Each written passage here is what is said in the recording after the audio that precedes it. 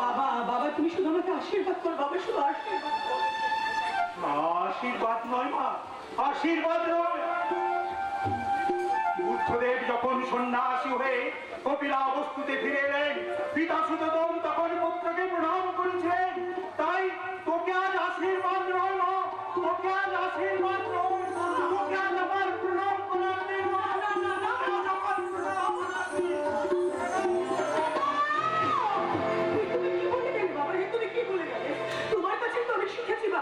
আত্মসম্মানের জন্য সবকিছু ছাড়া যায়, কিন্তু কোনো কিছুর বিনিময়ে নিজের আত্মসম্মানকে ছাড়া যায় না। আমি কিন্তু সম্মান দিয়ে তোমার বন্ধু হতে চেয়েছিলাম মনোরথা। তুমি তো আমার বন্ধু হেমন্ত, আমি মনে তোর পাশে দাঁড়াতে চেয়েছিলাম। তুমি তো আমার পাশেই দাঁড়িয়ে আছো। আমি তোমার চলার পথে যষ্টি হতে চাই, কিন্তু আমি তো পঙ্গু নই। রাত অনেক হলো হেমন্ত, বাড়ি যাও। যাচ্ছে একটু আমি বলে যাচ্ছে এই মাকুর সরকারের গল্প আমি কিন্তু শুনেছি, তাই আমি বারে বারে খেলবো দুয়ার। হয়তো দুয়ার খুলবে না, এটা ভবিষ্যতেই বলবে। ভবিষ্যতের কথাটা ভবিষ্যতেই তোলা থাক। অরণ্য গাঙ্গুলি রাত নিস্তার নেই, কিন্তু কিন্তু বড়বাবু একেবারে আগা পাশটা বেরিয়ে দিন তো, নকশা করা আমার দিনটা একেবারে চটকে দিয়ে গেল। আচ্ছা, আপনার কর্মচারী মদনকে অরণ্যকাল কখন মেরেছে বললেন? সন্ধ্যেবেলা বলের দিন ছিল তো, তাই ওই ছেলে মেয়েদের জন্য আবির টাবির কিনে বাজার থেকে বাড়ি ফিরছিল। পথের মাঝে তাকে ধরে এমন কারণ বেরিয়েছে, আপনি তো সব নিজের চোখে দেখলেন বড়বাবু। মদনের কি হাল করে ছেড়েছে ওই অরণ্য, কিন্তু কেন মেরেছে সে কথা তো মদন কিছু বলতে পারলো না। মারের জন্য মুখ খুলে বাতা দিলেন, কথা কি করে বলবে বড়বাবু? তাছাড়া এই পরস্পরে অরণ্য গাঙ্গুলি কাউকে তো কারণে মারে না, অকারণে অকারণে ডাকে ডাকে যখন তখন ধুম ধাক্কা ফেলিয়ে দেয়। এ গায়েও মানুষ নেই আর রাজারও শাসন নেই, তাই তো? শাসন আছে কি নেই নিজের চোখেই দেখতে পাবেন। শশী কনস্টেবলকে আমি বাড়ির ভিতরে পাঠিয়েছি, শুধু একটিবার ঘরে নিয়ে আসো, তারপর বোঝাবো। নেই স্যার নেই, অরণ্য গাঙ্গুলি বাড়িতে নেই, তাই তার দাদা অমর গাঙ্গুলিকে ধরে আনছিলাম। করতে বললে কেউ বলেনি স্যার, বিবেক বললো। একেবারে বিবেক আনন্দ বলে আইনের লোককে ঠাট্টা করলে ফাইন হয়ে যাবে, তার মতো দেখা। শশী আজে বাজে না বলতে বলো, অমর বাবুকে তুমি ধরে আনতে গেলে কেন? ধরেনি স্যার, ধরে আনতে চেয়েছিলাম। উনি তখন করছিলেন দাড়ি, আর কথাটা বলতে আমাকে প্রায় করে দিলেন রে। নাকি কি বললে শশী? অনল বাবু তোমাকে রেপ করলেন? কাজে নয় স্যার, কাজে নয়, কথা কথা নামলা চামলা ভাবলা না দিয়ে যত খিস্তি আছে না সব উজাড় করে দিলেন। জানেন স্যার, তাও তার স্ত্রী সামনে। দেখলেন দেখলেন স্যার, দেখলেন অনলের হাসপাতাল দেখলেন, সে পুলিশকে নাকি খিস্তি করছে। বলুন তো বলুন তো, তোমার মতো ইডিয়েটকে পুলিশে চাকরি দিয়েছে বলতে পারো? তোমাদের মতো ল্যাবান্টিস্টকে দিয়ে কাজ করানোটা কতটা প্রবলেম সেটা বোঝো? বুঝি স্যার বুঝি, কি করবেন? রামপ্রসাদকে দিয়ে জমিদারির খাতা লেখার কাজ হয়নি, আর আমাকে দিয়ে পুলিশের কাজ হচ্ছে। আসলে আমরা হলাম জন্ম কবি রবীন্দ্রনাথ, রামপ্রসাদ আমি। আর একটা কথা বলবে না, একটা কথা বলবে না। যাও জিভে ওঠো, নাহলে না তোমাকে ওই হ্যান্ডকাপ করবে না, সোজা একদম লকাবে ভরে দেবো। যা বলছে আমি জিপে দিয়ে উঠছি। বাবু ওই শশী কনস্টেবলটা আপনি জেলেই ভরবেন, না হলে কোনোদিন ওকে খুন করে না আমি নিজেই জেলে চলে যাব। না না না না, আপনাকে চলে যেতে হবে না, আপনাকে চলে যেতে হবে না। তবে আপনার ছোট ভাই ওই অরণ্য গাঙ্গুলি যা করে বেড়াচ্ছে না, তাকে যে তার বাকিটা জীবন ওই জেলেই কাটাতে হবে, সেই ব্যাপারে আমি কিন্তু আগে থেকে আপনাকে ভবিষ্যৎবাণী করে দিচ্ছি। ভবিষ্যৎবাণী যখন করে ফেলেছেন, তখন কি পাথর ধারণ করলে আমার দেওয়ার এই বিপদ থেকে মুক্তি পাবে যদি দয়া করে বলে দিন জ্যোতিষ পুলিশ বাবু। কোন পাথর ধারণ করলে আপনার দেওয়ার মুক্তি পাবে সে কথা আমি বলতে পারবো না, তবে আপনারা দুজনে যদি মুক্তি পেতে চান তাহলে তাহলে অরণ্য নামক পাথরটাকে গলা থেকে পরিত্যাগ করুন।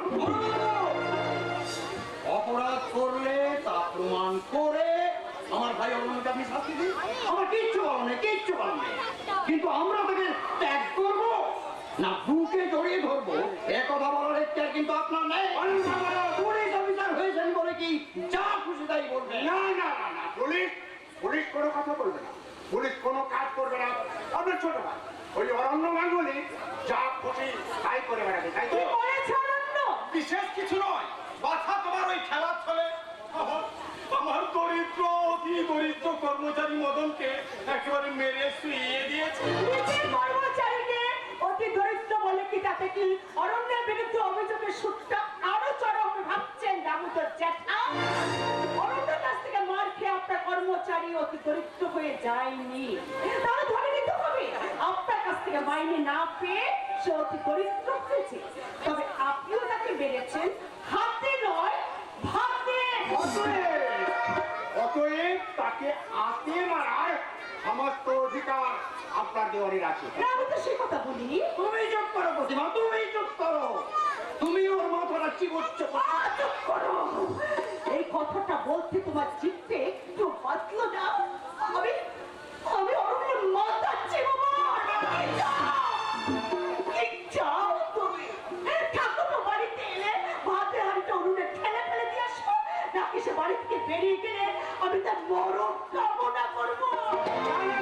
কামনা করতে হবে না, কামনা করতে হবে না। খুব শীঘ্রই ওই দামোদর বাবুদের মতো মানুষদের দীর্ঘ সাথে অরণ্য শুকিয়ে মরবে। আর একটা ভালো টেস্ট দিয়ে বাছাধনকে একবার গাড়িতে পুষতে পারবে। একেবারে আমাদের শান্তি সাথ যত সব চোর ছ্যাচর ধাপ্পাবাজ লম্পট। তুমি মহারাজ সাধু হলে আজ আমি আজ চোর বটে। অরণ্য বাবা জলদাপাড়া নই, সুন্দরবন নই, একেবারে খোদ আফ্রিকার অরণ্য। আরে আসুন অরণ্য দেশ। আমি তো আপনার জন্যই সকাল থেকে এখানে দাঁড়িয়ে আছি। এ আর নতুন কথা কি পুলিশ অফিসার? মন্ত্রীর দান মাজা থেকে সার্বজনীন পায়খানার ফিতে কাটা পর্যন্ত আপনাকে তো দাঁড়িয়ে থাকতে হবে। অরণ্য বসতে কে আর বলে বলুন? পুলিশ অফিসার নন্দবাবুর কাছে এক্ষুনি ক্ষমা চাই রে। ক্ষমা চায় কোন শালা? কেশবরা সর্দির মতো খিস্তি বেরোবে ডেলা ডেলা। কি ডেলা? বড় বাবু এখনো কি আপনার ওই রুল কোনো কথা বলবে না? আরে দামোদর জ্যাঠা, ও রুল যদি কথা বলতো তাহলে এর কত আগে শুরু হয়ে আপনার মূলে চলে যেত, সেটা জানেন কি? তার মানে 16 বছরের ছেলেটা কাল রক্ত না পেয়ে মারা গেছে। কেন জানেন? ছেলের জন্য শহর থেকে এক ফোঁটা রক্ত ইদ্রিস আনতে পারেনি। কাল ছিল বাস ধর্মঘট, আর নদী পেরিয়ে শহরে যাওয়ার ইদ্রিসের নৌকোটা তখন আপনি কেড়ে রেখেছিলেন আপনার হেফাজতে। এসব কথার মানে আমি কোনো বুঝতে পারছি না। বলটা যদি গুগলি হয়, ব্যাটসম্যান আউট হয়ে যাওয়ার পরেও কিছু বুঝতে পারে না। বড় বাবু এখন কি আপনি দাঁড়িয়ে দাঁড়িয়ে এই শয়তানটার বাক্য সুতা পান করবেন? ভাই সাত সকালে আর হুইস্কি শুনে পাচ্ছেন তো? শয়তান! আজকে তোমার পিঠে চামড়া তুলে দেবো। এই মুহূর্তে তোমাকে আমি অ্যারেস্ট করবো। আমাকে অ্যারেস্ট করে আপনি থানায় নিয়ে যাবেন তো? সেখানে আপনি নিজেই না অ্যারেস্ট হয়ে যান। তার মানে বেল পাহাড়ি আর ধুমজালের সপাচেক লোক আসছে থানা ঘেরাও করতে, আর তাদের নেতৃত্ব দিচ্ছে আমাদের ডাক্তারবাবু। ডাক্তার আমাদের নেতৃত্বে থানা বেরো হবে, কিন্তু কেন হবে না? জাত গুন্ডা মদনকে মেরেছি বলে আপনি সাত সকালে আমার ঘরের লক্ষ্মী বৌদিকে ঘেরাও করতে পারেন। ইদ্রিসের ছেলে মরে গেল, মেয়েকে ধর্ষণের চেষ্টা হলো, এর প্রতিবাদে আপনাকে ঘেরাও করা হবে না? আপনি বড় বাবু আপনি যা করার করুন, আমি এখন আসছি, কারণ আমার ঠাকুর ছেলে হয়নি এখন। দাঁড়ান! এইসব ঘটনার কথা আপনি তো আমাকে আগে বলেননি। আমি এসবের কিছু জানতাম না বড় বাবু। মাছ খাই না পাতে 3টে খলসে, আর ইয়ে করি না ঘরে 3টে মিলছে। মদন দাস যখন ইদ্রিস আলী নৌকো কেড়ে আনছিল, তখন ইদ্রিস সামনে দাঁড়িয়ে থাকা আপনারই পা দুটো জড়িয়ে ধরে বলেছিল, চক্রবর্তী মশাই আমার ছেলে রহিমের বড় অসুখ, ডাক্তারবাবু রক্ত আনতে বললেন, বাস ধর্মঘট। তাই এই সন্ধ্যেবেলা আপনি নৌকো কেড়ে নিয়ে যাবেন না। তখন আপনি কি করলেন দামোদর চক্রবর্তী? নিজের পা দুটো ছাড়িয়ে নেওয়ার জন্য পোষা গুন্ডা মদনকে পা চালাতে হুকুম দিলেন। লাঠির পর লাঠি মারতে লাগলো মদন ইদ্রিস আলীর বুকে পিঠে। বুকে ভাড়ার দায়ে নৌকো আপনি তুলে নিয়ে গেলেন আপনার হেফাজতে। এসব মিথ্যে কথা, এসব গল্প স্যার। সাক্ষী দেবে ডাক্তারবাবু, সাক্ষী দেবে ইদ্রিসের বুকে পিঠে এক্সরে রিপোর্ট। তাহলে মদন দাসকে তুমি কাল কখনই বা মারলে, কেনই বা মারলে? রক্ত আনতে না পারায় যখন ইদ্রিসের দিয়ে একটু একটু করে মৃত্যু মুখে ঝুলে পড়ছিল, তখন ইদ্রিসের মেয়ে মুনিয়া ভাইজানের জীবন বাঁচাতে গভীর রাতেই ছুটেছিল ডাক্তারবাবুর বাড়ির দিকে। কিন্তু ডাক্তারবাবুর বাড়ি পর্যন্ত সে পৌঁছতে পারেনি। তার আগেই ঘুমজালের মোড়ে তাকে জাপটে ধরেছিল ওর নিরীহ কর্মচারী মদন দাসের শাবলের মতো দুটো শক্ত হাত। জামা ছিঁড়ে যখন সেই কিশোরীর লজ্জায় একের পর এক নখের আঘাত হানছিল ওই দামোদর বাবুর কর্মচারী, তখন সে রাস্তা দিয়ে চলেছিল দুনিয়ার চোখে দাগি, আপনাদের ভাষায় জঙ্গলি জানোয়ারি অরণ্য। গভীর মুনিয়া কিন্তু বুঝে নিয়েছিল দামোদর বাবু মানুষের কর্মচারী মদন দাসের মতো হাত থেকে বাঁচাতে পারে গভীর রাতের এই নিশুতি জানোয়ার। তাই ডেকেছিল ভাইজান বলে ছুটেও গিয়েছিলাম, মারতে মারতে মদনকে অজ্ঞান করে ফেলেছিলাম। ভাইটা মুনিয়ার বাঁচেনি, কিন্তু মুনিয়ার শেষ ইজ্জতটা রক্ষা পেয়ে গেছিল। জানি না ইদ্রিসের মেয়ের ইজ্জতটাও ওই দামোদর সম্পত্তির বকেয়া ছিল কিনা। এসবের প্রমাণ দিতে পারবে তো অরণ্য? প্রমাণ আমি আপনার থানায় সাজিয়ে রেখেছি অফিসার। ইদ্রিসের মৃত ছেলে, জীবিত মেয়ে এবং সমাজের মানুষ এখন আপনার থানাতে। শুনলাম আপনি অরণ্যকে ধরতে এসেছেন, তাই আপনাকে ধরতে আমি এখানে চলে এলাম। তাহলে অরণ্য কোনো অপরাধ করেনি? ভুল, এবার ভুল অরণ্য বলে, তাই নিজেই নিজের ভাইকে চেনো না। তোমার ভাইয়ের মতো অপরাধ যদি এই ফরজপুরে আরো কেউ কেউ করতো, তবে গায়ের মানুষগুলো অন্তত রেহাই পেত। এগুলো মহালক্ষী বুঝে, বাকি পেঁচা বুঝে না। তোমার চোখ কেবল অন্ধকার দেখতেই জানে। তাহলে আপনি অরণ্যের পক্ষে সাক্ষী দেবেন ডাক্তারবাবু? এবং আপনার বিরুদ্ধেও। হ্যাঁ, ব্যাপারটা বুঝতে আমার একটু অসুবিধা হচ্ছে, কারণ চলে বাস করে আপনি কুমিরের সঙ্গে বিবাদ করছে। কারণ কুমিরা মরার আগে মরবো না ভাই, মরবো না, আমি ভয় করবো না, ভয় করবো না। তাহলে অভিযোগটা আপনি ওই মদনের বিরুদ্ধে করুন। এখানে আমি আসছি থেকে। আরে মদন তো মোষ, আপনিই তো মহিষাসুর। চলে আসুন অফিসার, চলে আসুন। চলুন চলুন দামোদর বাবু, চলুন।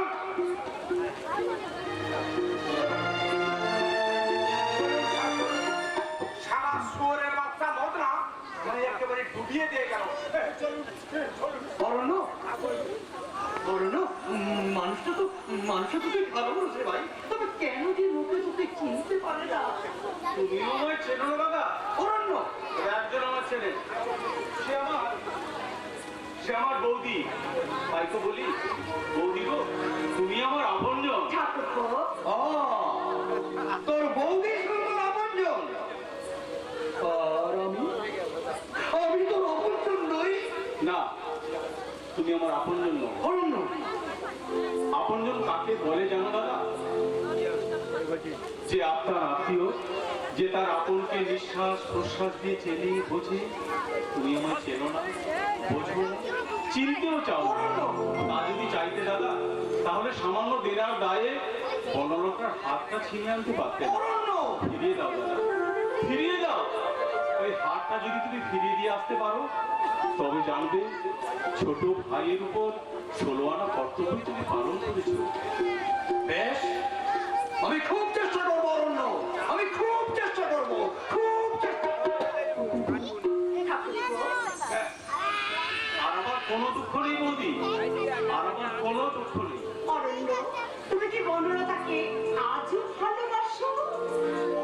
যতই দেখি তারে ততই দহি, আপন মন জ্বালা নীরবে সহি। যতই দেখি তারে ততই দহি, আপন মন জ্বালা নীরবে সহি। পারি না রূপে যেতে মরিতে আসি, লইব পেতে অনল বানাবি। সুরে করেছি আমি দিনে শুনে করেছি মনের আশা ছেড়ে সপেছি প্রাণ আমি, জেনে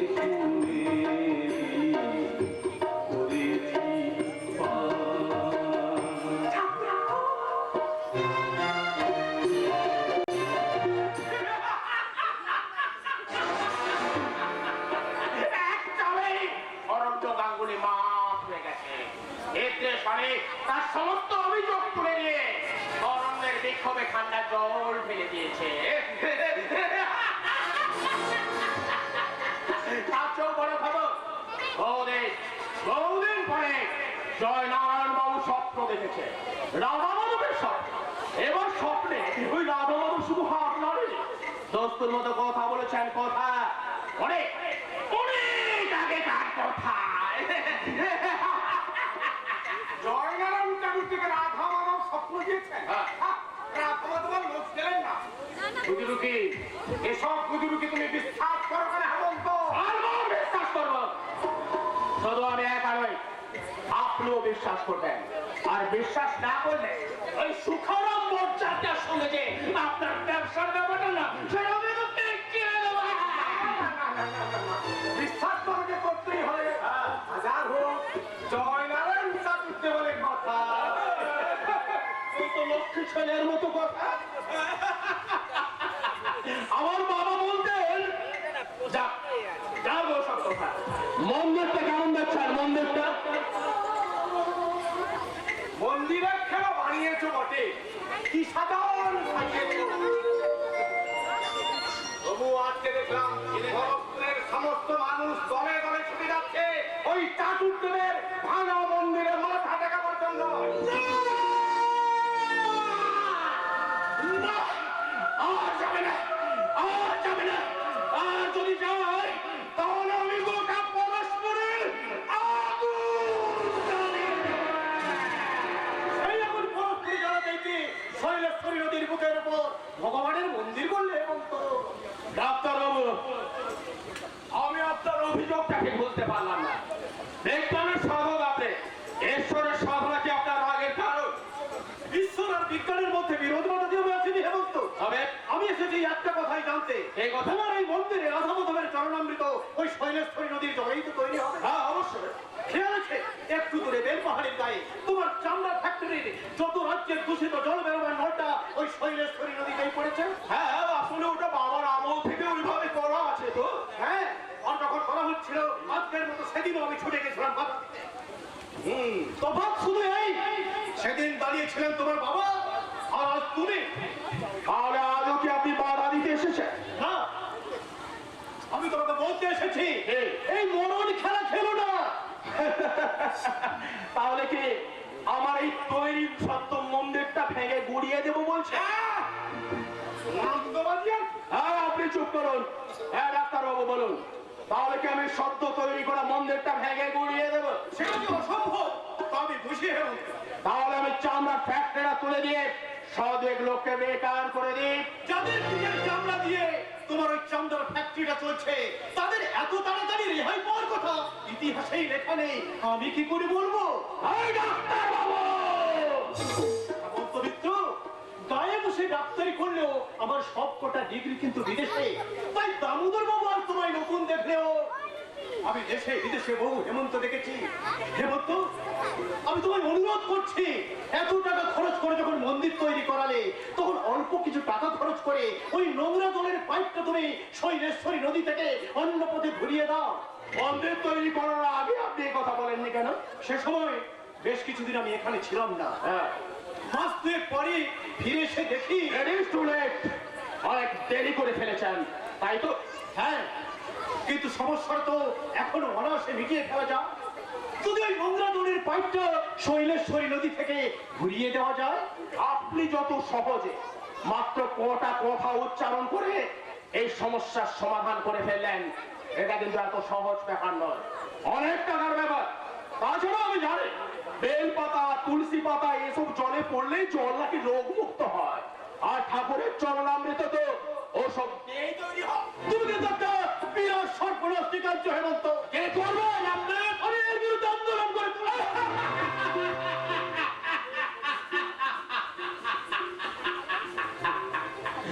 ও ভুল আপনি করবেন না ডাক্তারবাবু। আন্দোলনটা হয়ে যাবে ধর্মের বিরুদ্ধে, আন্দোলনটা হয়ে যাবে ভগবানের বিরুদ্ধে। যাদের জন্য আপনি আন্দোলন করতে যাবেন না, তারাই আপনাকে দিয়ে দেবে। তারপর তখন আপনি কি করবেন? অপেক্ষা করব, সময়ের অপেক্ষা।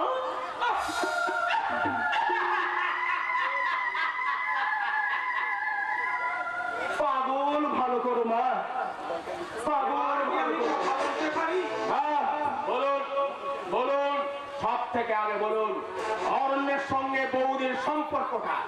ওই মধু দিয়ে খল নুড়িতে মেরে আমি যে চবন প্রাপ্তই করতে বলেছিলাম, আর কি হলো? আজ ওই পুরুষের আড্ডায় ওই চবনটা আমি ডেলা ডেলা করে ছিঁড়েছি, আর ওরা টপাটপ করে গিয়েছে। আমি ছুটছি, ওরা গিলছে। আমি ছুটছি, ওরা গিলছে। বহুত খুব অরণ্য ভাঙলে এবার দেখবো তুমি কি করো। তোমার সঙ্গে তোমার ওই বৌদির সম্পর্ক নিয়ে আমি এমন প্রচার করবো যে ওই রামের মতো দাদাও তোমাকে সন্দেহ করবে। তারপর তখন তুমি কি করবে? কি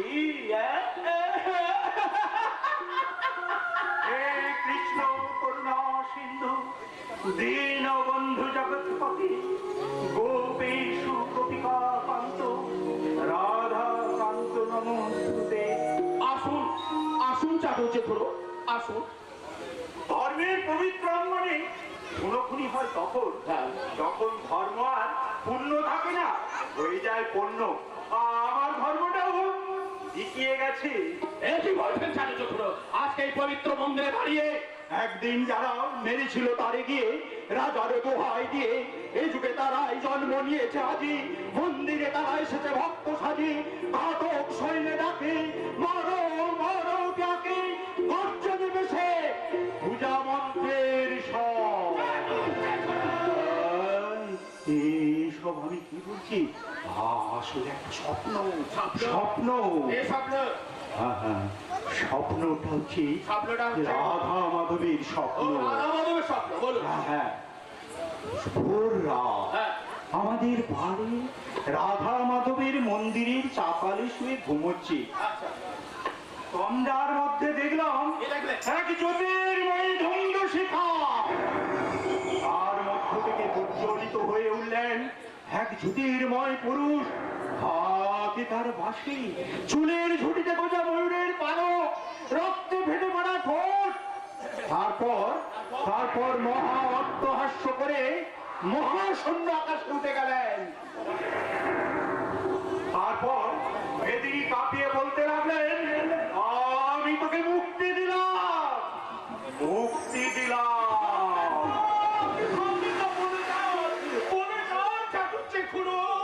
তিনি বললেন, আজ থেকে আমার নিবাস চাটুর্য বাড়ির ওই ভাঙা বন্ধের নয়, আমার বাসভূমি এখন কৈলেশ্বরী নদীর পাশে এই নতুন মন্দিরে।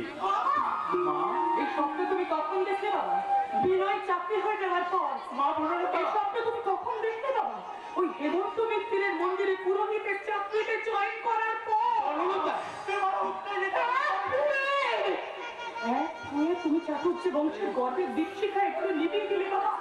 তুমিও বিকিয়ে গেলে একটুখানি সুখের জন্য। তুমি এভাবে পাগল হয়ে গেলে। পাগল? তবে একটা জিনিস আমি আজ করছি বলুদা, এখনো এখন আমাদের দলে মিশে গেছে। বলুদা একা, অবশ্য একাই আমাদের বিরুদ্ধে লড়াই করার শক্তি তোর আছে। লড়ে যা। আর হ্যাঁ, শোন, এই হাতটা তুই ফেলবি। নেনে ধর অনন্দা, আমি প্রতিটি নিয়ে ঘুরছি যাতে তুই দেখলেই এটা তোর হাতে আমি তুলে দিতে পারি। কিন্তু কেন অনন্দা? নিজের ন্যায্য পাওনা ফিরিয়ে দিয়ে নিজের এত বড় লোকসান কেন করবে না? লোকসান নয় রে বোন, লোকসান নয়, লাভ। আমার ভাই অরণ্য বলেছে, আর যদি তুমি বললো তাকে ফিরিয়ে দিয়ে আসতে পারো দাদা, তবেই জানবে ভাইয়ের প্রতি সর্বনা কর্তব্য তোমার পালন করা হয়ে গেল। এত অল্পেই যদি ভাইয়ের প্রতি কর্তব্য ছেড়ে দেওয়া যায়, সেটা যদি আমি ছাড়তে পারি রে বোন। নে হাঁটা নে। আপনি সত্যি বলছেন অনন্দা? এই কথা আপনার ভাই বলেছে? সত্যি বলছেন এই কথা সে বলেছে? হ্যাঁ রে বোন, বললো তোর বৌদি কোথায়? এই হাতটা আপনি ফিরিয়ে নিয়ে যান অনন্দা। ফিরিয়ে নিয়ে যাবো? এ হাত তুই নিবি না? কে এ হাত সত্যিই তুই নিবি না? তাহলে এ হার আমি ফেরত দিয়ে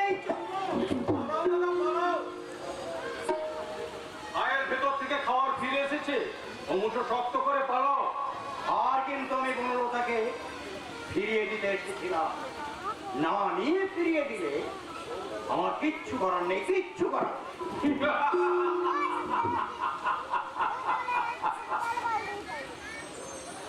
পথ হারাবো